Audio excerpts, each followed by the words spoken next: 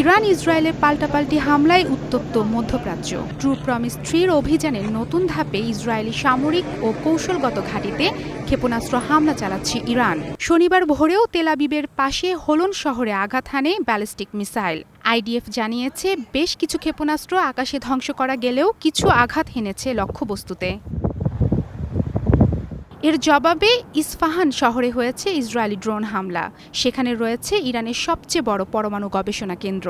স্থানীয় সূত্র বলছে বড় বিস্ফোরণের শব্দ শোনা গেলেও ক্ষয়ক্ষতির পরিমাণ এখনও অজানা।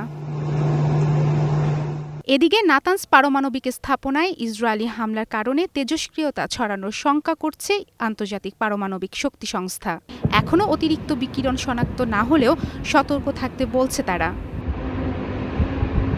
চলমান সংঘাতে ইরানের কোম শহরে ড্রোন হামলায় নিহত হয়েছে ১৬ বছর বয়সী এক কিশোর। এ ঘটনায় তেহরান জাতিসংঘে অভিযোগ করেছে, আর এ প্রশ্নে আন্তর্জাতিক পারমাণবিক শক্তি সংস্থার প্রধানের নীরবতাকে বলছে দায়িত্বজ্ঞানহীনতা। এদিকে ইসরায়েল জানিয়েছে শনিবার সকাল পর্যন্ত ২৪ ঘণ্টায় ইরানের ১৫টি ড্রোন ভূপাতিত করেছে তারা।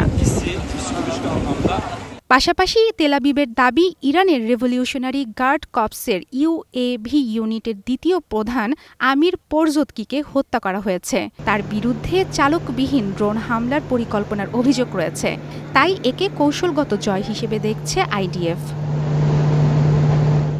এদিকে ট্রু প্রমিস 3 অভিযানের নতুন ধাপে ইরান আবারও শাহেদ 136 ও দূরপাল্লার মিসাইল দিয়ে হামলা চালিয়েছে তেল আবিবে। এ অভিযান চলমান থাকার কথাও জানিয়েছে তারা। মারফুয়াতুন নুর রুচি, স্টার নিউজ।